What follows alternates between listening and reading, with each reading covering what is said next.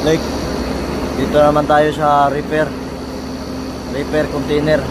May tawag sa atin na may alarma daw. Kaya yan o, yung set point nya is minus 25. Set point minus 25, return minus atas 3.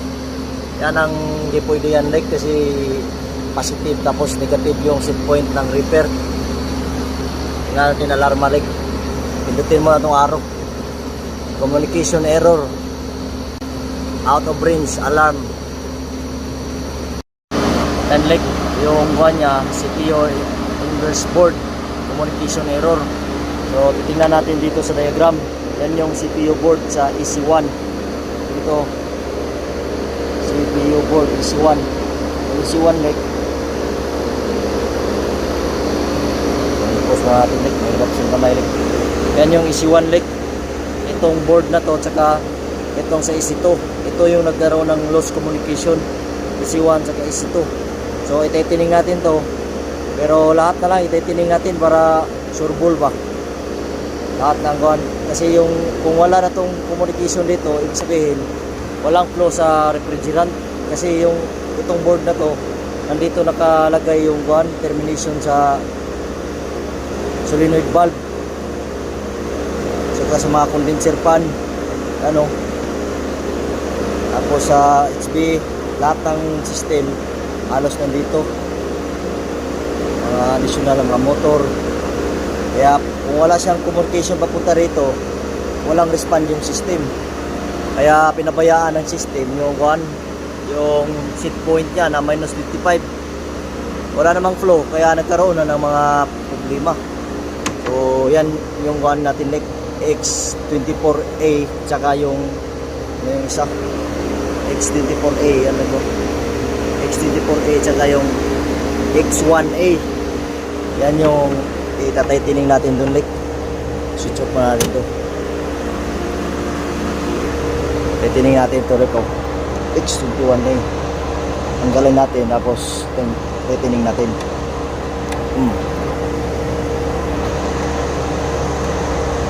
Lahat na like para sigurado like.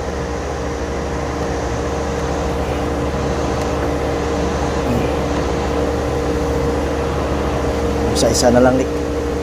Buha mo na tayo flat screw. Tinanggal natin yung cover like. Mahirap ito ang like kung hindi ma-open masyado.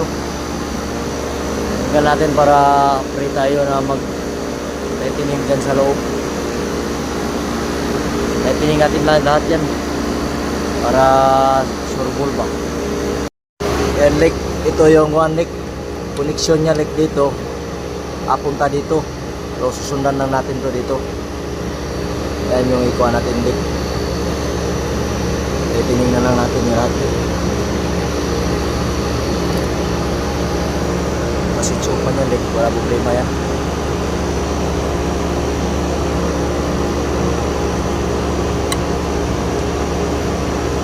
Tanggalin natin like para sureball like.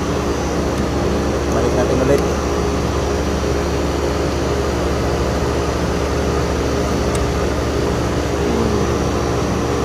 Ito like, samaan natin ulit lahat na sureball.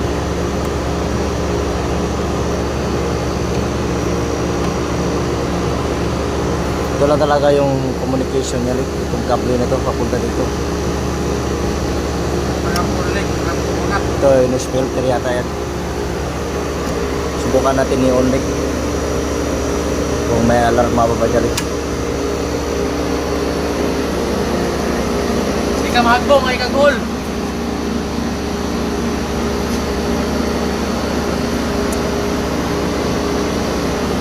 Diba? Saan naman na? Like, tingnan natin like kung may alarma ba balik. Alarm like, alarm. Ayan, nagbalik alarm light. Oh, no alarm na like. Matik. Glory to God, ayos na like. Wala na yung alarm like oh. Skip mo natin yan like. No alarm. Yan na problema niya like. Obserbahan mo natin kung skip mo natin. gumana yung unit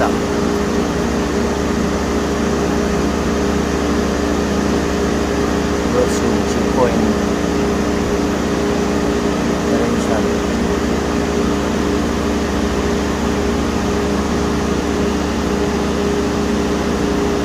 Bukan natin manual mode like kung ayan yan, mana na.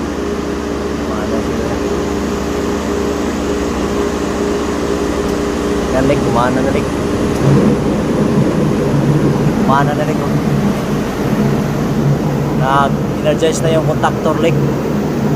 Tingnan nyo yung set point tsaka ay return tsaka supply like.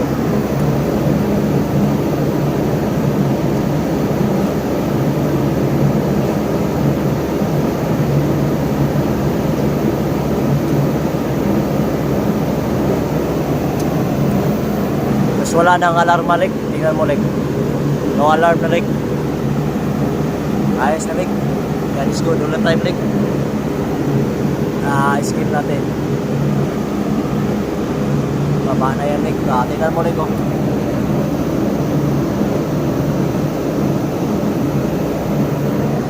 So yun lang problema like, lost communication dito sa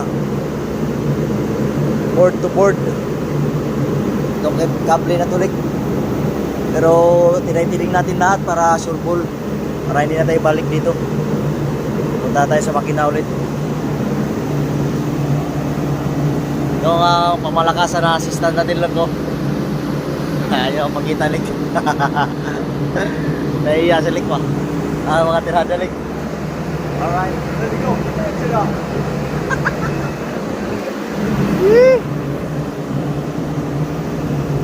Ayos na lik oh. Minus 2 na lik. Di ba kanina plus 3 yan. Ngayon minus 2 na. Pababa na yan na pababalik. Yan is good all the time lik.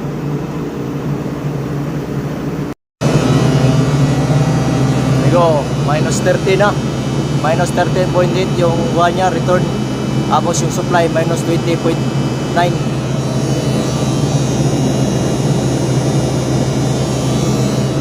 So yun na amigo, confirm na yung problema nga yung doon lang sa connection lang, lost communication. So ibalik na natin yan, tapos gawa natin ang report. Gistia, repair. So yan na yung outcome ng troubleshooting natin like, naka-enrange na, tapos minus 24.5 na yung return niya.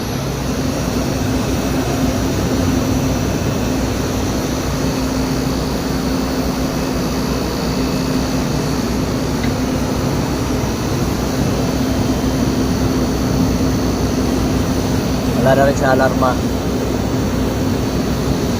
So yan lik, ayos na lik. Glory to God.